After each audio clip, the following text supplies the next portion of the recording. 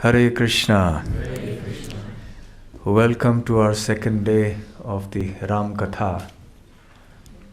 Yesterday we were speaking about the meeting between Valmiki Muni and Narad Muni, and how Valmiki Muni inquired about the perfect human being. He wanted to know whether there was any person still living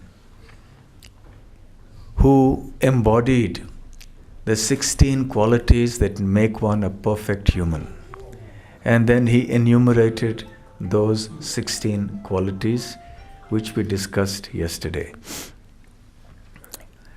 And Narad Muni replies in response that yes, there is indeed such a person, and he is Lord Ram, the son of King Dasharath. And Narad Muni elaborates on those 16 qualities and adds many more qualities. And after that, in about 80 verses of the Valmiki Ramayana, he narrates the entire Ramayana in summary. So that is called the Sankshipta Ramayana, or the summarized Ramayana. So we also saw the glories of Valmiki Rishi's devotion and his qualifications, because of which Brahma also came and empowered him to have full realizations of all the pastimes of Lord Ram.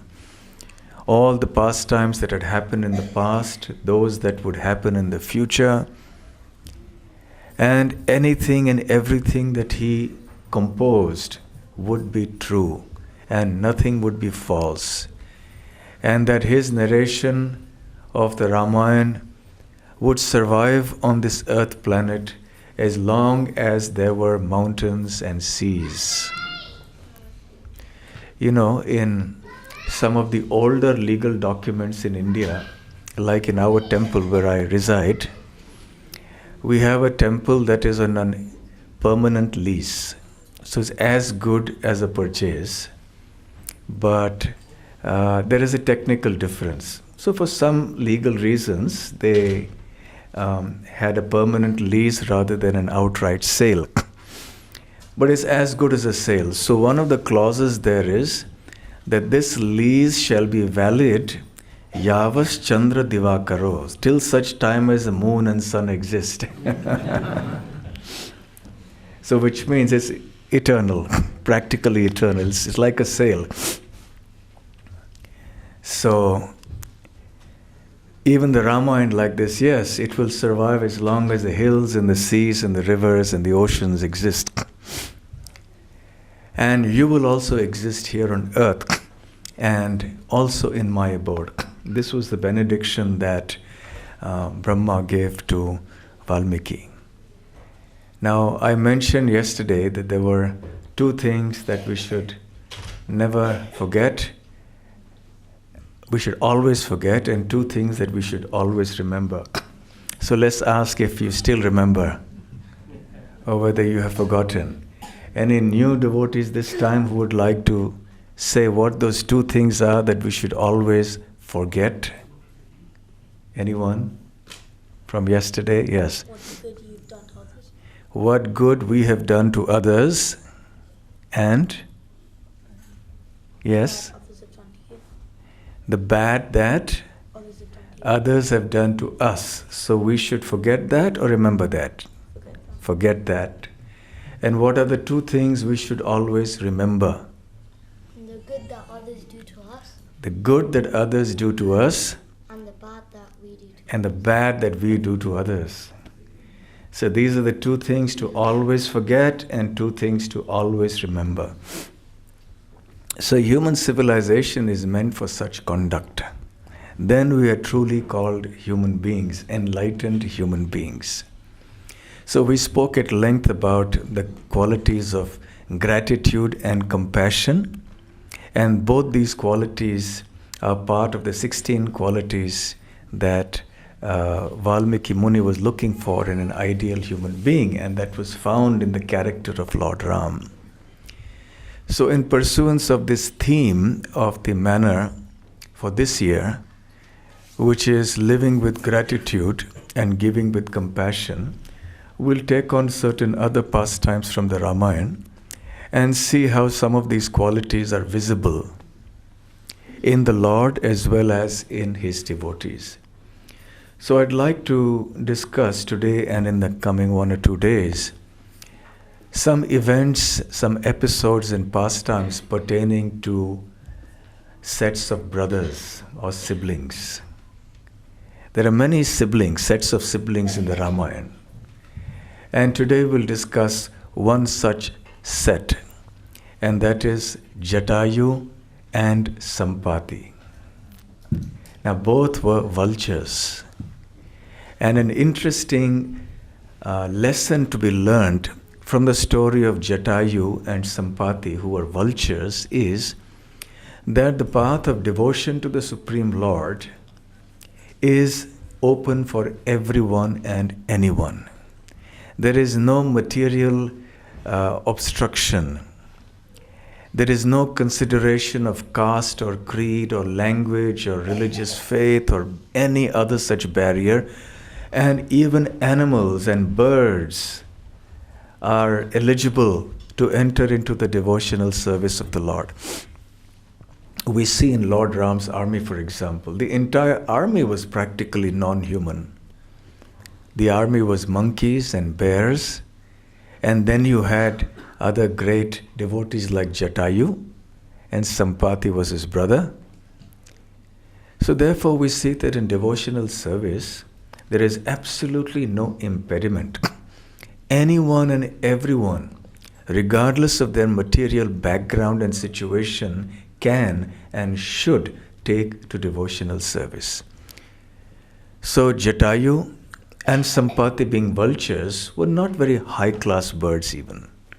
Say birds like the swan, etc. are considered very high-class birds. But a vulture is one that eats dead bodies and is not considered a very clean bird, not a very exalted bird, although it can fly very, very high. But Jatayu was amongst the Jatayu and Sampati both. They played very crucial roles in the pastimes of Lord Ram. Jatayu was actually a friend of Dasharath Maharaj. Now let's take you back a little more to the time when Lord Ram was banished from Ayodhya. And he departed dressed in tree bark along with Sita Devi and his brother Lakshman. And they went on and traveled. They were driving in the chariot that was commanded by Sumantra, one of the ministers and advisors of King Dasharath. And they came to a place called Shringavedpura, on the bank of the Ganga, where Guha, a boatman, again somebody from a quote-unquote lower caste, who also was his great devotee. Lord Ram instructed Sumantra to deceive the residents of Ayodhya who had been following him because they were unable to bear the prospect of being separated from Lord Ram. So they had all followed. But Lord Ram said that's not how the exile is supposed to be. As we saw yesterday, Lord Ram is Satyavakya. He is ever true to his word and ever true to dharma. He is also dharmagya. That was another quality we saw. So he understood very clearly that the whole purpose, the whole spirit of the exile would be lost if the entire kingdom of Ayodhya, of Kosala, went with him into the forest. And this is indeed exactly what the residents of Ayodhya wanted to do. They were so angry with Kaikeyi, they said, we will all go into the forest and we will have a kingdom with Lord Ram in the forest and let Ayodhya be empty and let your son Bharat rule over an empty kingdom. No, not even the birds and the animals will be there in this kingdom. What to speak of the human beings? But naturally, Lord Ram did not accept that proposal because he wanted to be true to the word given by his father. And since it was his father's desire and wish, although very reluctantly expressed, that he should go into exile, Ram was very keen that the word should be followed in, the instruction of his father should be followed in word and spirit. So he told Sumantra to deceive them. So they went in the wrong way and they went in the reverse direction, and so he led them off the track when they were sleeping at night. So anyway, they came to Guha, and Guha helped them to go across the river Ganga. And from there on they walked ahead. They came to the ashram of Bharadvaj Muni. Bharadvaj Muni was very, very happy to receive Ram, Sita and Lakshman, and he requested them to stay on in the ashram. And he said, my students here will be more than happy to look after all of you. Please stay here. Lord Ram said no, because it is too close to Ayodhya, and all the residents of Ayodhya will come here. So I must move on. So please tell me, O sage, which is the right place for me to go? So Sage Bharadwaj considered the situation and said, yes, 100 kilometers from here, of course he didn't use the word kilometers, that is the modern day equivalent, there is a beautiful place called Chitrakoot. So please go and reside there. It is full of verdant hills and plains and forests, and the natural beauty lives there in a super excellent way. How many of you have been to Chitrakoot, by the way? Only one. So the next time some of you go to India, perhaps you can also think of going there. It's a beautiful place. There's also a hill there called Kamatgiri. And just as devotees in Braj do parikrama of Govardhan, devotees of Lord Ram who go to Chitrakoot invariably do parikrama of the Kamatgiri hill. And there are many pastime places associated with Lord Ram there. There are differing opinions about how long Lord Ram stayed in Chitrakoot, but he did stay there for some time. So as he came there, they also came to Valmiki Muni's ashram. So Valmiki Muni had also met Lord Ram before he composed the Ramayana. Very interesting. So Valmiki Muni was happy to host them, and he gave them some place nearby where they could construct a hut.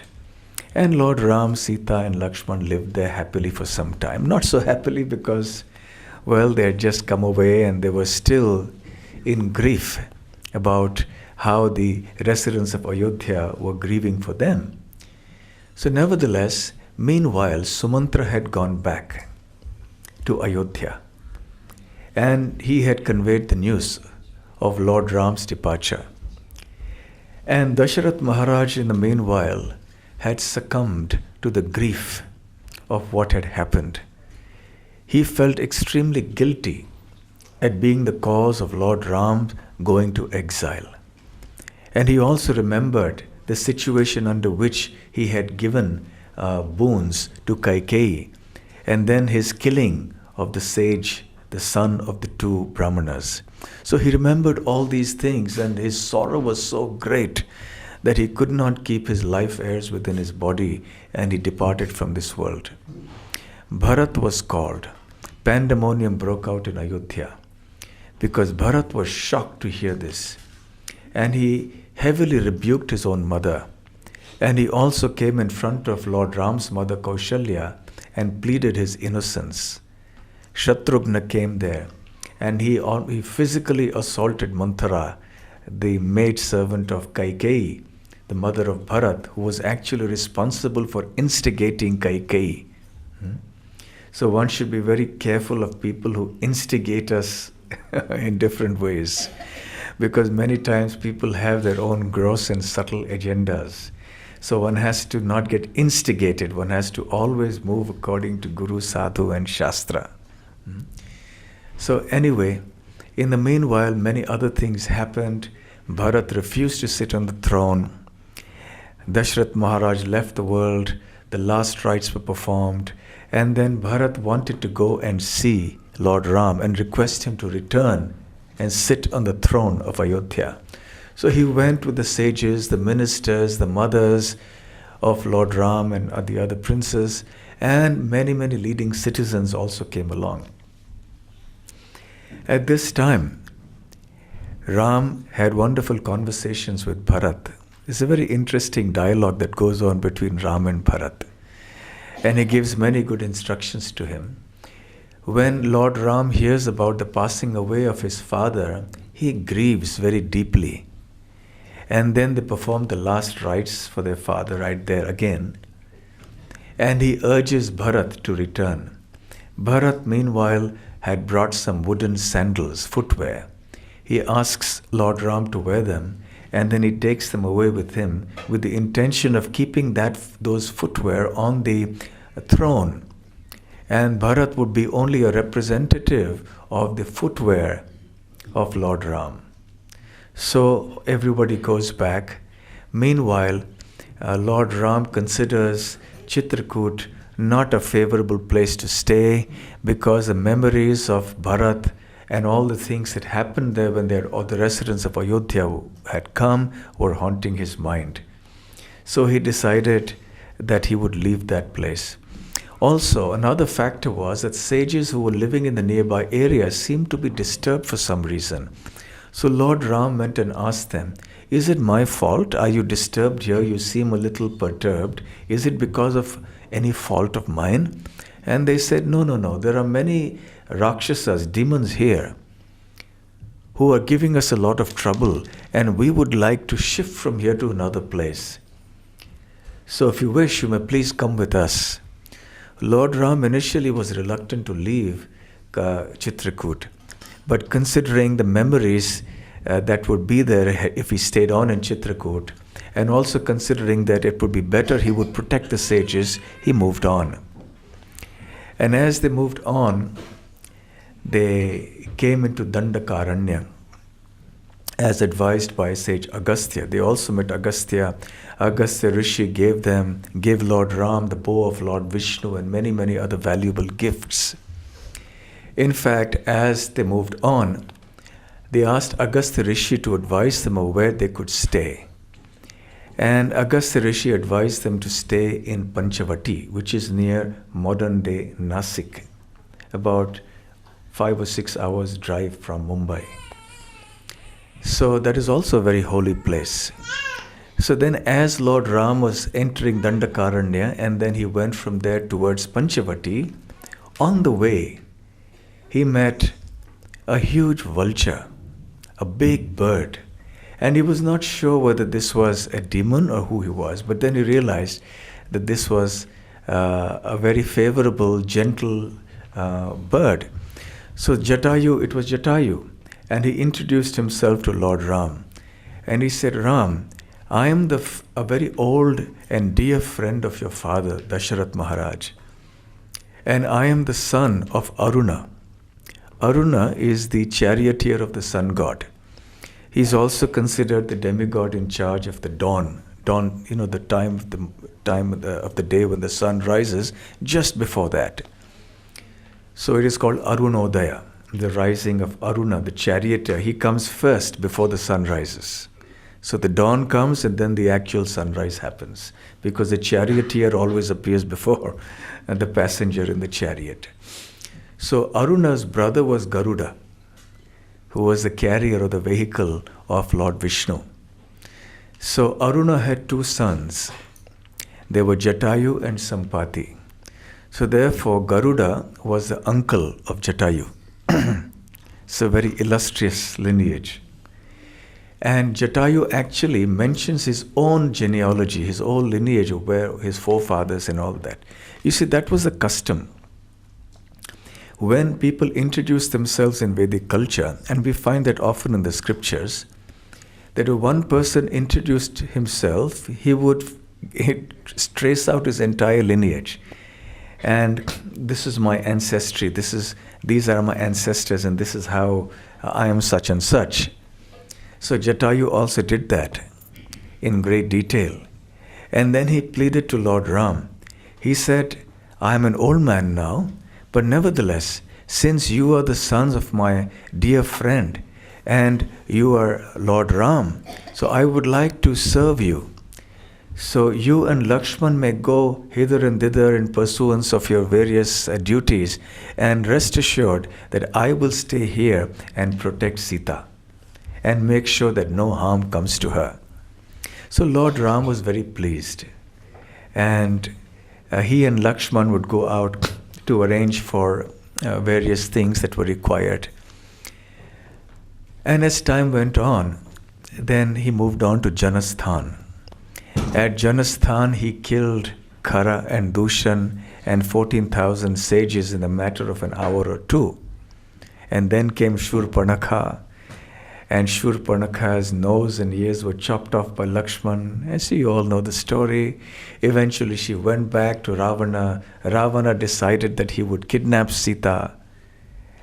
And then one day,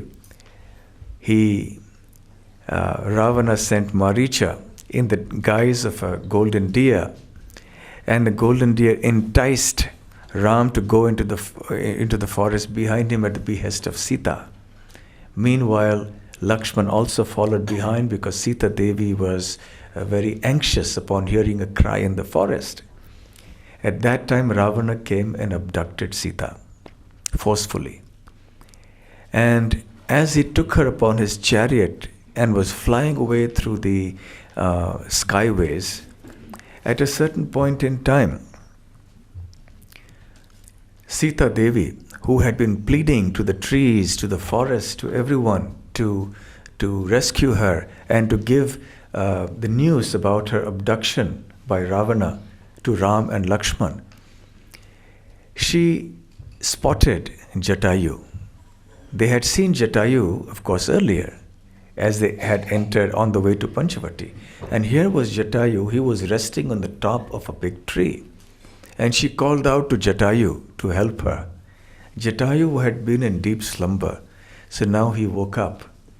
And as soon as he saw what was going on, he was furious. And he flew up into the sky, and he began to severely reprimand and admonish Ravana. He says, "You are a king. How can you do such an immoral thing? Don't you know how a king should behave towards the wife of another king?" So she is duly married to Lord Ram. Lord Ram is the most righteous person in existence. He is the most glorious prince of Ayodhya. And his valor knows no bounds. And don't you know what you are doing? You are holding a veritable snake that is full of poison in your hands. And at any time this poisonous snake will sting you. Meaning that by kidnapping Sita and holding her in his hands, he was actually inviting death to himself. And Jatayu went on reprimanding him.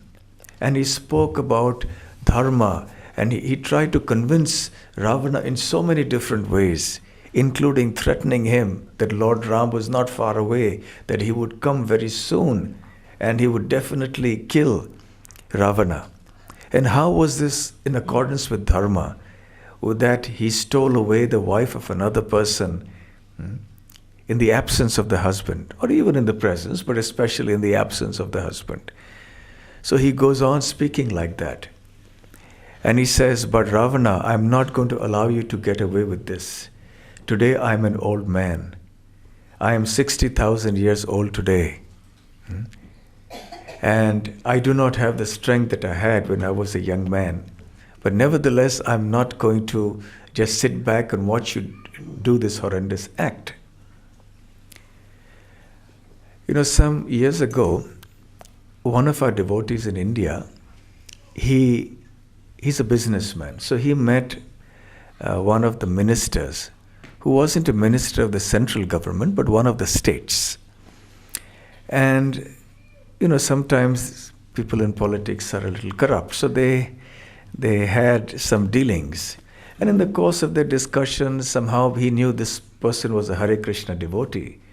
And they started talking about some devotional topics. And then this minister started saying, "You know, why do you people blame Ravana? You know, what did he do wrong? He liked this lady, he picked her up and took her away. So what was wrong? What's wrong with that? So this devotee was telling me that he was shocked that this minister speaking. He says, a minister, and he's speaking like this. So I said, you should have asked him that, what would you do if somebody liked your wife and took her away? What would be your reaction? And then I said, no, actually, maybe he wouldn't mind it also, actually.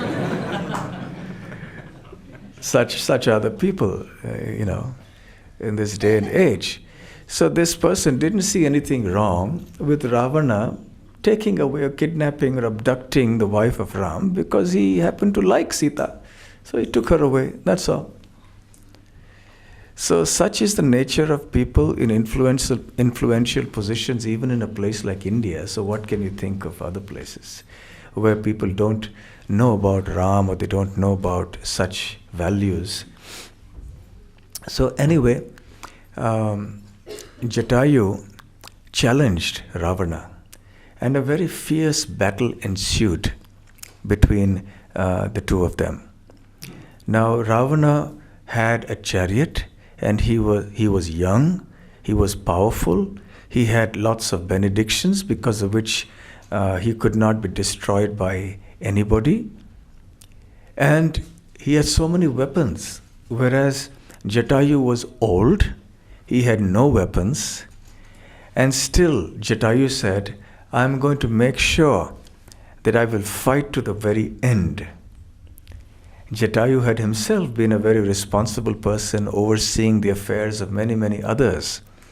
And now the time came, he acted as a real Kshatriya, and he launched himself with great vigor upon Ravana. And because he was very powerful, he was huge. Jatayu was a big bird. His beak itself was as big as a mountain. And he had his talons and his claws and his beak both were extremely powerful. So he began to attack Ravana. And he destroyed his weapons. He destroyed his chariot. He killed his charioteer. And there were mules who were driving the chariot, So he killed them as well. And he broke his bow. And then with his beak, he pulled out the 20 arms of Ravana, but those 20 arms grew back again. Because of Ravana's benediction, he was called Dashagriva, which means he had 10 heads, 10 necks, that means 10 heads. And the benediction was that all these heads would grow back again, even if they were cut. Likewise with the hands. So as much as Jatayu would try, those hands would come back again. He tried to pull his hair with such vigor that Ravana became extremely angry. And he only had one sword left. And the battle was going on ferociously like this. Finally, when the chariot was destroyed, his weapons except the sword were destroyed. And he was still holding Sita Devi in his hand, with one hand, and fighting with the other. Ravana now was forced to fall down to the ground. And Jatayu continued to attack him. And the battle went on for a complete hour, so it is said. And Jatayu was now tiring because time was passing and he was losing his energy and his stamina. And Ravana struck him very fiercely with his hand. And finally with his sword, he cut off his wings. And there was no recourse left to Jatayu. He lay there on the ground. And as he didn't die immediately, and as he saw, Ravana got hold of Sita again, and by his mystic power, even though his chariots had been destroyed, he rose up into the air because he had the yogic siddhis. These were benedictions he had received. So he began to take away Sita from there. And Jatayu lay there with blood all over and his wings clipped completely by Ravana's sword. Meanwhile, Ram had gone into the forest to look for the golden deer. And on this side, Ravana took away Sita Devi, went all the way to Lanka and placed her in the Ashoka grove, the Ashoka Vatika. And here Lord Ram came back when he heard Maricha, the golden deer, crying for help in a perfect imitation of his own voice. He knew this was a trick of Maricha. And he rushed back towards where Sita was, and he saw Lakshman coming. And he said, Lakshman, what are you doing here? I had told you to stay back and guard Sita and not leave her under any condition. But Lakshman said, what can I do? Sita Devi was so angry. She actually cast aspersions on my intentions. And she told me that it is I who wanted to exploit her and I wanted your death. And I was actually colluding with Bharat to claim the throne. So, and therefore I had to come. And Ram said, that was a very wrong thing to do. You should not take carried away by somebody's anger like this and then neglect your duty. Your duty was to stay there. And both of them rushed back. And Lord Ram saw many inauspicious omens. So he said there's only two possibilities. One, that she has been killed, or that she has been kidnapped. And when they reached the place where they had left her, they found Sita was absent. And Lord Ram became almost mad with grief. And he started searching here and there, but couldn't find her. And then they started moving all around in the forest. And Valmiki Muni says in the Valmiki Ramayana that Lord Ram was acting like a deranged person who is practically mad with grief. He was asking the trees, he was asking the mountains, he was even threatening the mountains that he would destroy it with his arrows. He was asking the animals, the birds, everyone. He was asking the clouds, have you seen Sita? And he did not get any response. So that kind of lamentation that Lord Ram underwent was so severe that even Lakshman was unable to pacify him and offer any solace. Lakshman tried his best. And he even tried to preach to him a lot. He said, my dear brother, my dear Ram, you are an ideal person. If you cannot tolerate the miseries of life, how will you expect other human beings to do so? You have to set the example. So he had to actually somewhat admonish his own older brother and almost remind him that you've come here with a mission. Don't forget that. You have to kill Ravana. You can't afford to be caught up with grief. Let us go out and search, but you have to give up your grief. So this also is a puzzling phenomenon. Why would the Supreme Personality of Godhead grieve just like an ordinary person who has lost his wife, whose wife has been kidnapped? And the answer is given by Hanuman in the 5th canto of the Srimad Bhagavatam. It's a beautiful verse in which Hanuman says, Martyavataras tvihamartya shikshanam raksho vadhayaiva na kevalam vibho. He says, Martya avataraha. The Supreme Lord appeared as a Martya. Martya means a human being, one who is destined for death. So human beings are called Martya. This earth planet is called Martya Loka. So the Lord has descended as a human being. Of course, the Lord is never a human being, but he descends into the human species and acts and speaks just like another human being.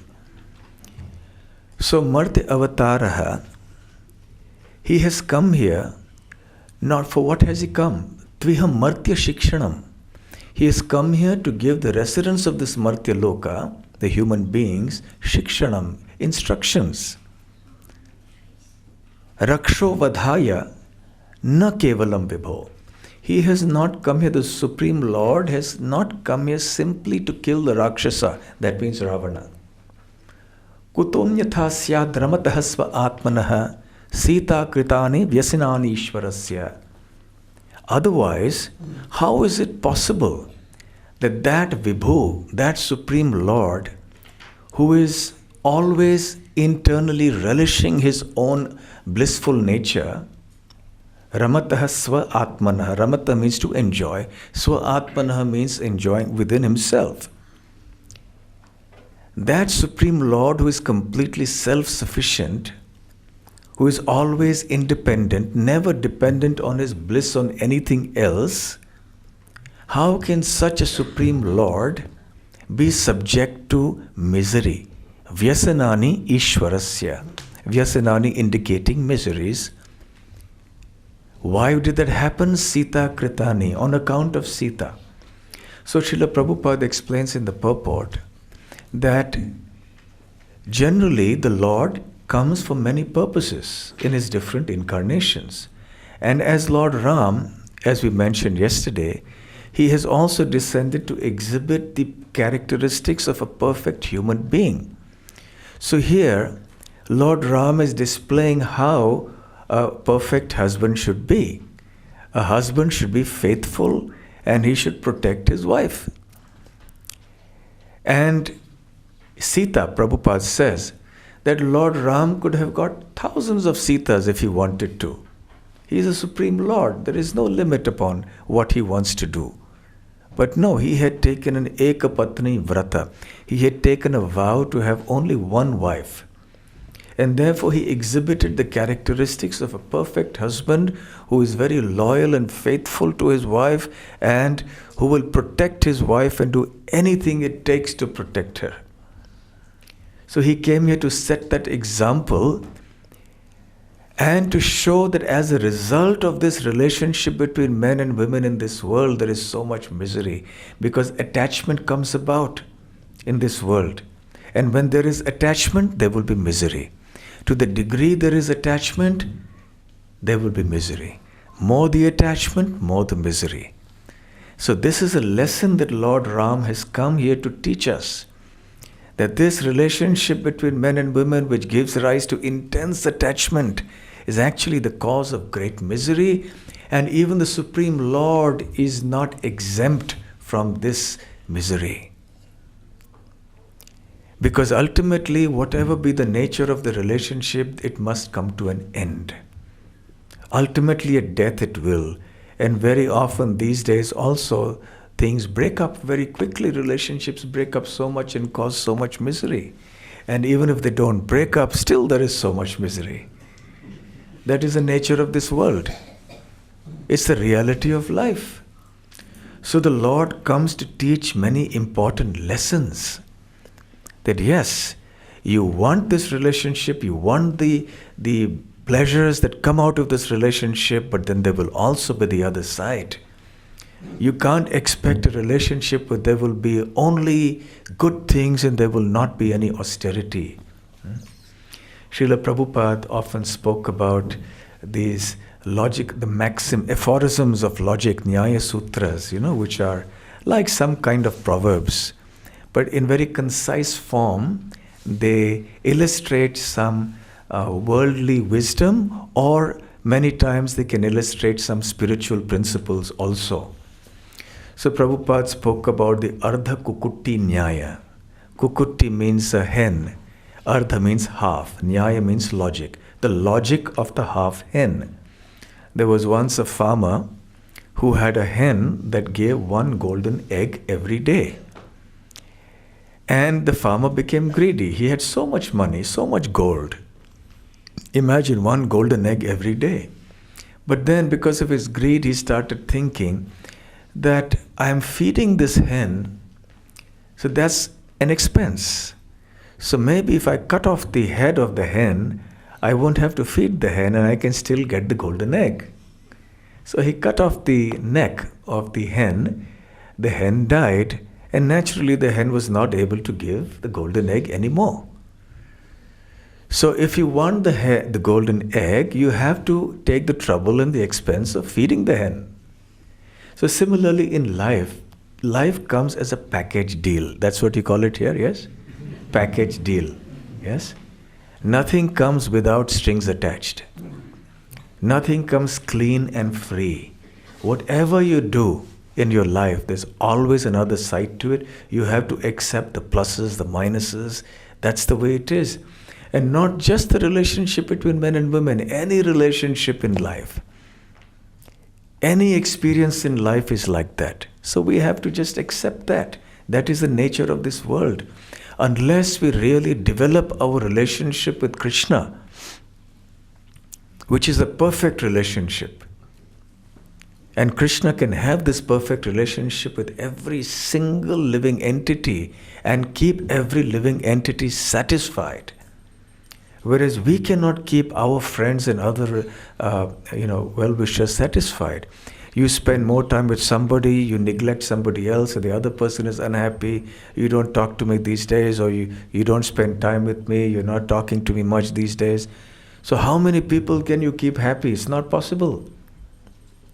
But Krishna has the capacity to infinitely take care of any number of people. So therefore, the one relationship where this principle will not apply, Ardha Kukutinya, is our relationship with Krishna. And as that relationship develops and manifests itself more and more, then we experience the happiness, and in that context, our other relationships in this world can also become sublime. So anyway, this is the purport of the lamentation that Lord Ram had to undergo like this. So this is the verdict of Hanuman.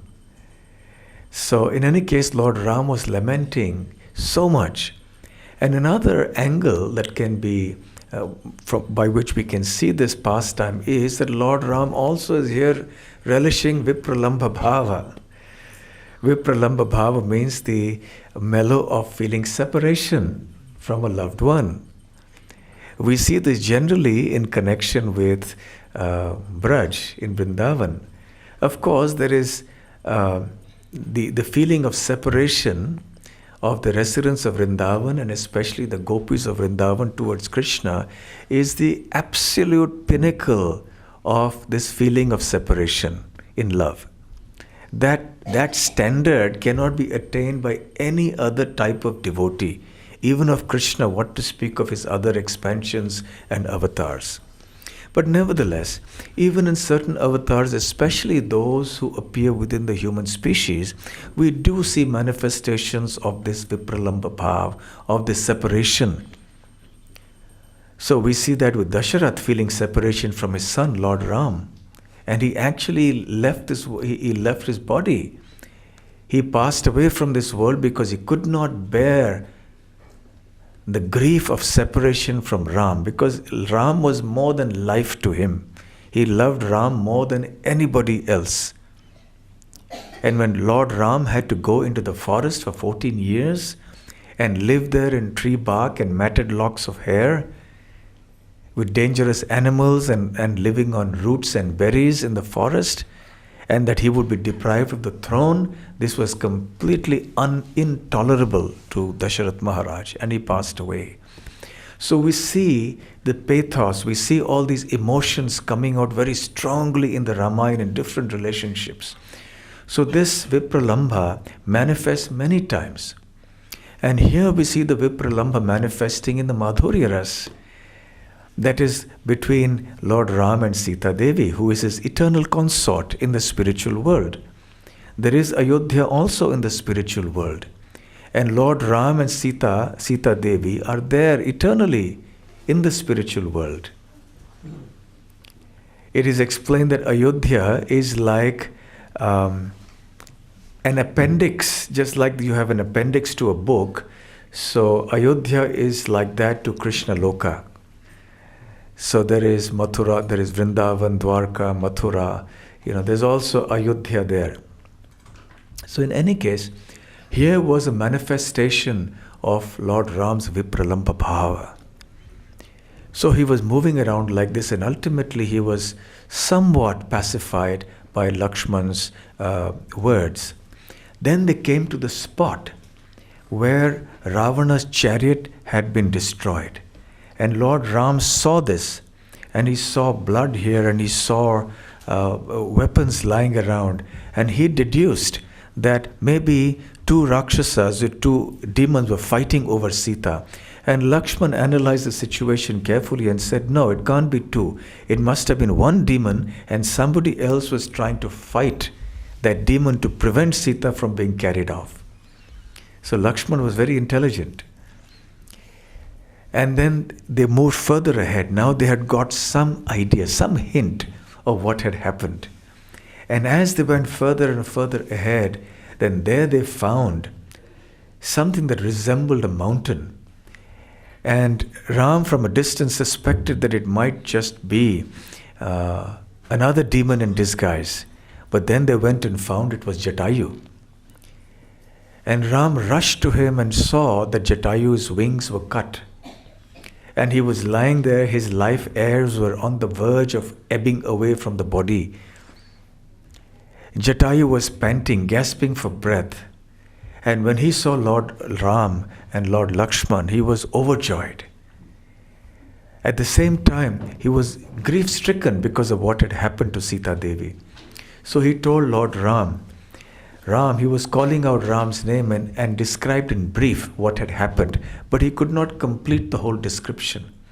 He told him how he had tried his best to fight Ravana and prevent him from abducting Sita, but somehow because he was so old and Ravana was young and strong, he was not able to succeed.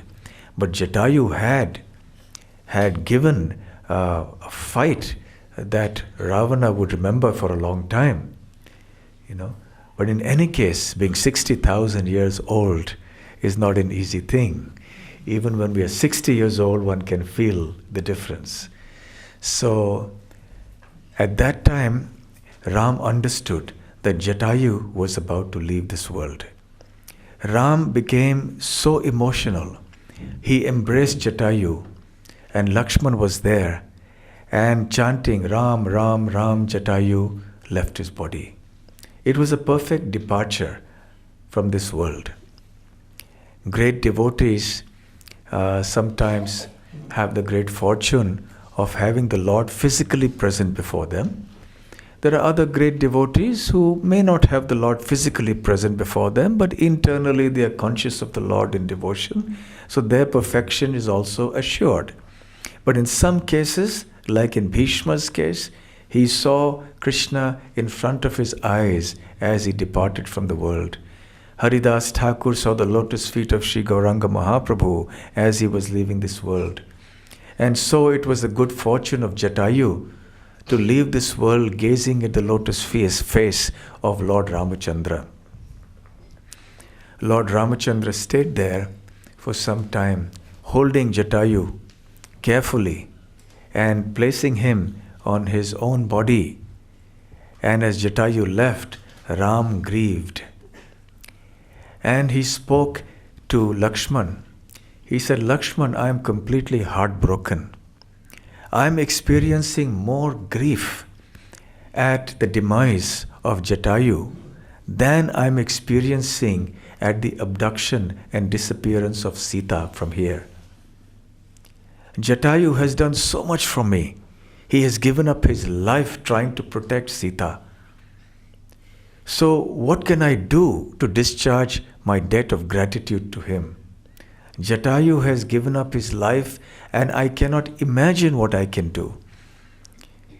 So this is the spirit of the devotee's surrender to the Lord. This is the characteristic of the devotion that the devotees have, which conquers the heart of the Supreme Lord. The Lord cannot be conquered by any means other than devotion. And it is these sublime qualities that exist within the devotees that actually keep the Supreme Lord firmly under their control. Ontologically, in terms of tattva, the Lord is independent. He is Swarat, as is declared in the Srimad Bhagavatam, the first verse. But actually speaking, in rasa, he is always under the control of his devotees.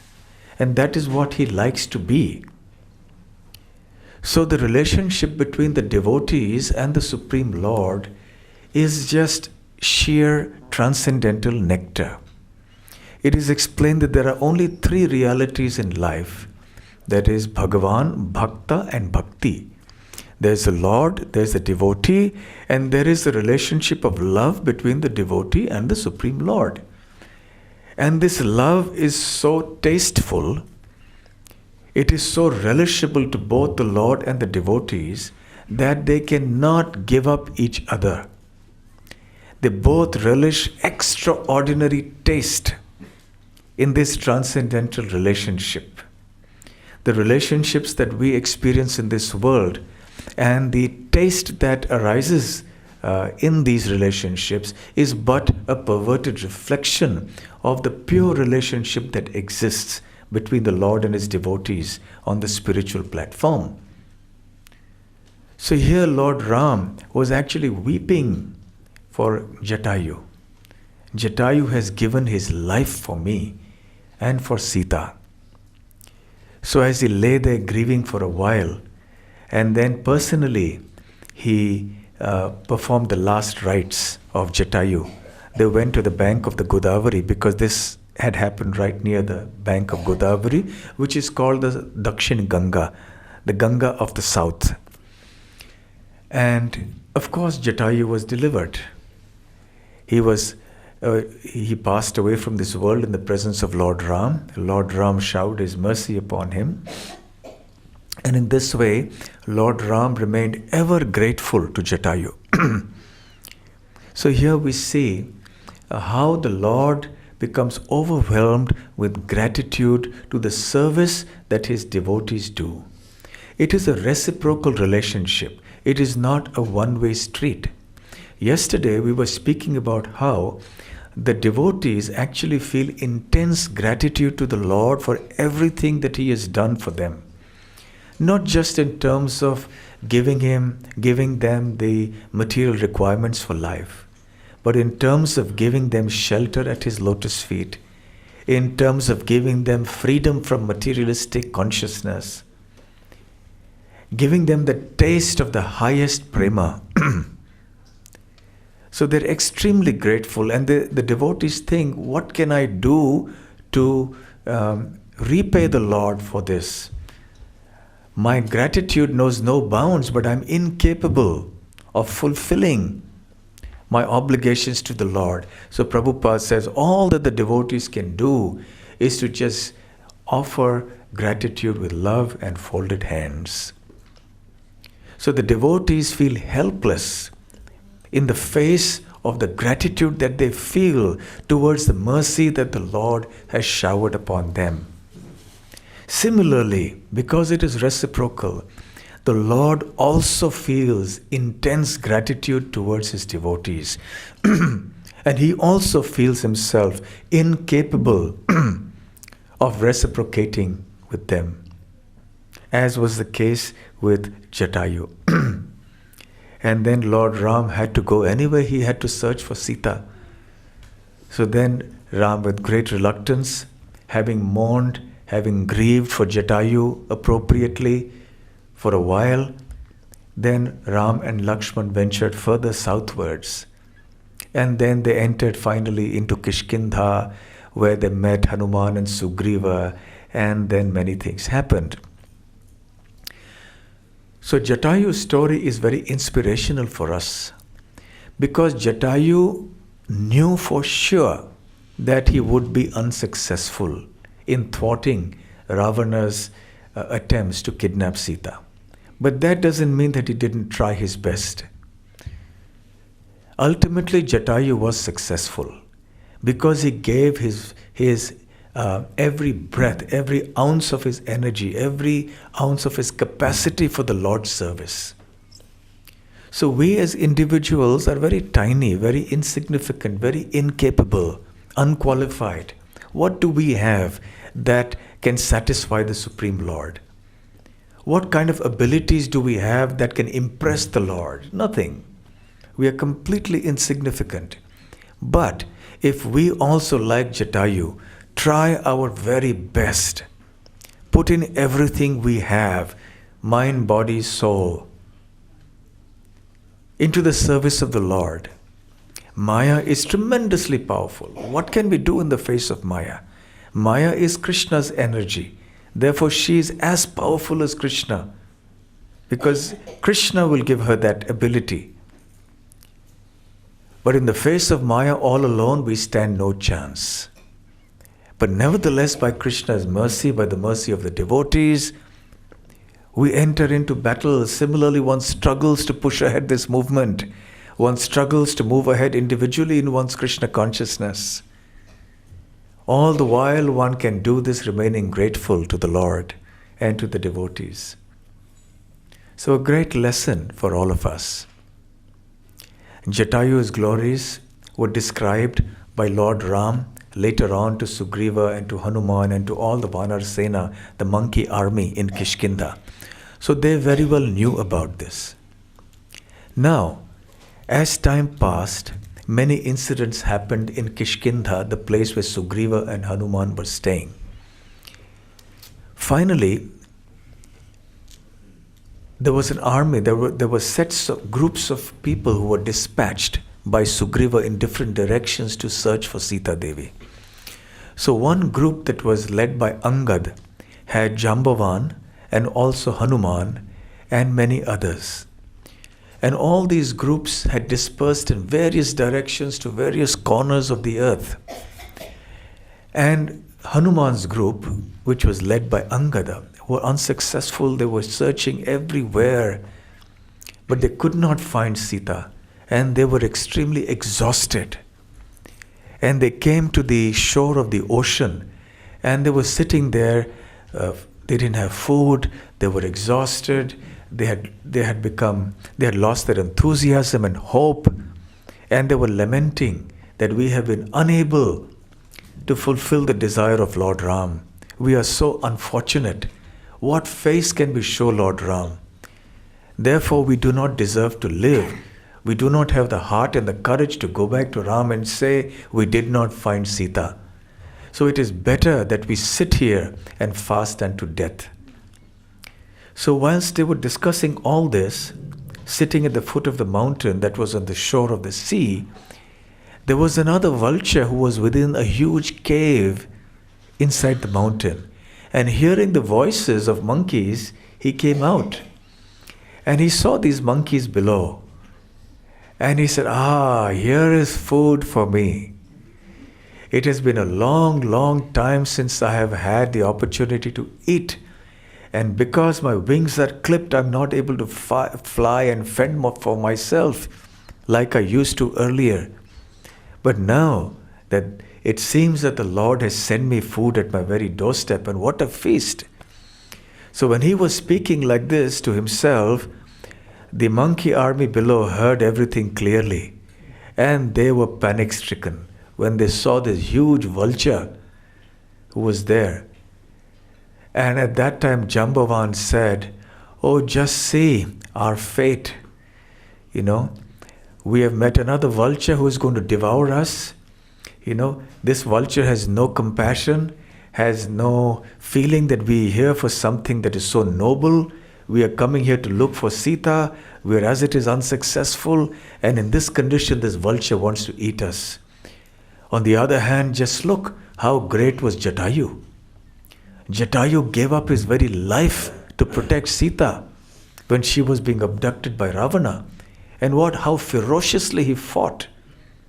And at the end, unfortunately, Ravana killed him. And Lord Ram personally performed his funeral, his last rites. So they were glorifying Jatayu. And this vulture heard, "Jatayu? Did you say Jatayu? What did you say?"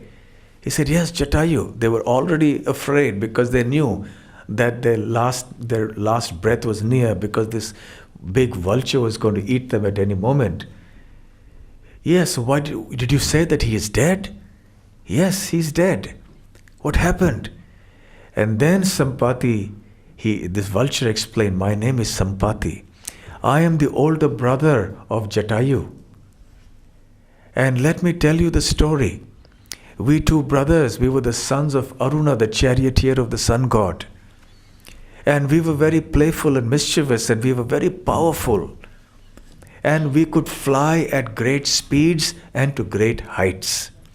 But then it became boring for us to just fly just like that. So we decided that we would have a competition to see who could fly faster and higher. And in our youthful enthusiasm, we started flying and flying higher and higher. And my younger brother became careless. And Jatayu flew higher. He came so close to the sun that his body was getting singed by the fire of the sun. At that time, I'd called out to him, Jatayu, be careful. But he thought that this was just a trick, that I would emerge victorious in the competition. So he did not heed my words. And then I flew on top of him and covered his body with my wings. And because of that, my wings were singed and burnt so badly that I fell down to the earth. And Jatayu also fell down. And since then, I have lost my wings. I'm not able to fly. And I do not know what happened to Jatayu. Then he rose from another place where he had also fallen down. In the meanwhile, I met a sage and I was bemoaning my fate. Shri Shri Radha Gokulanand ki jai, Shri Shri Sita Ram Lakshman Hanuman ki jai, Shri Shri Gaur Nitai ki jai. When the sage, he offered me words of solace, and he said, do not worry, do not remain in ignorance. Rest assured that your wings will be restored to you by the grace of Lord Ram. In Treta Yuga, a time will come when a great demon called Ravana will abduct the consort of Lord Ram, Sita Devi. And he will fly across the sky and you will see this happening. And when you narrate this, you give the information about this to the devotees of Lord Ram, at that time you will get your wings back. So Sampati explained the whole thing and immediately his wings came back. So Sampati was restored to good health. Jatayu, of course, as per Sampati's version, his statements, tried to revive Sampati in many ways by trying to fix his wings, but he couldn't do it. Ultimately, Sampati urged him to just go on and lead his own life and said, don't just stay here. So Jatayu went on, he was doing his other services to the Lord. So in any case, then he asked them, why are you here? You're looking for Sita. So I saw Sita being abducted by Ravana. I saw this very beautiful young lady. She looked like a princess. And so now I can deduce that this lady was Sita. And I know that the person who kidnapped her is Ravan, and they have gone to Lanka, which is 100 yojanas across, 800 miles across the sea. So you should go there. And he gave them the directions and how to reach there. And that is how eventually, it's because of this information that was given that ultimately Hanuman was able to jump over the sea and reach Lanka. So Sampati played a very crucial role in the Ram Leela, because it was due to him that Sita's location was identified, whereabouts were identified. And that is how these two brothers played such a crucial role in Ram Leela. Jatayu served Sita, Lakshman and Ram faithfully. He gave up his life trying to protect Sita, and it was Sampati who gave the vital information about the whereabouts of Sita Devi in Lanka. So both these brothers were great devotees, even though they were non-vegetarians. But that is their dharma, as you know, as birds like Garuda can eat fish. He can eat snakes. But that doesn't mean that we can eat snakes or fish. So, in any case, these two great devotees performed great service for the Supreme Lord. And Ram was extremely pleased and very, very grateful for their service, and bestowed his causeless mercy, his compassion upon both of them. Hare Krishna. So tomorrow we'll talk about other sets of brothers. Are there any other questions or comments? Yes. You mentioned about the future Vasis wanted to go with Lord Ram wanted them not to go because of the fact that that's not the spirit of the exile. So in that situation, Lord Ram took the advantage at the time that they were sleeping, that he moved on and the Ayodhyasis lost him. So Maharaj, please instruct us how that instruction applies to us, that we are also sleeping in bhakti, and the Lord, we can't reach about it. Oh, I thought you were going to ask about whether we can also use deception sometimes.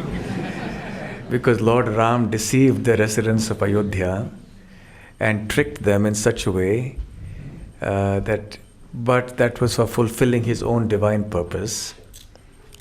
Well, yes, we are asleep in Krishna consciousness, and therefore we have Jiva Jago, Gora Chand Bole. Yes, so we are asleep in the lap of Maya, and so Gauranga Mahaprabhu has come to wake us up. So we have to participate in his mission enthusiastically and wake up to Krishna consciousness. Anything else? Okay, thank you. So we'll meet again tomorrow evening. Thank you very much. Shri Sita Ram Lakshman Hanuman ki jai. Srila Prabhupada ki jai. Gaur Premanande.